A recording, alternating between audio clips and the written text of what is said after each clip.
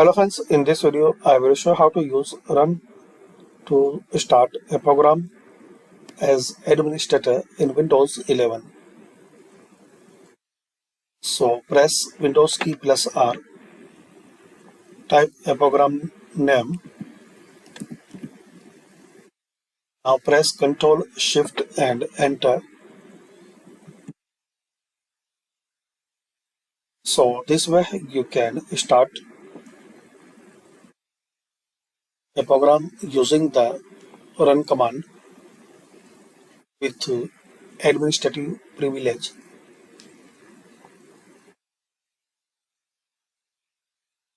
Press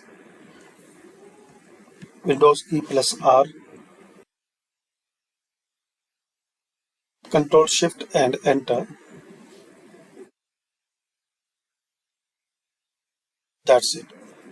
So thanks for watching guys. Comment this video useful for you or not, and please share, like and subscribe this channel for more useful videos.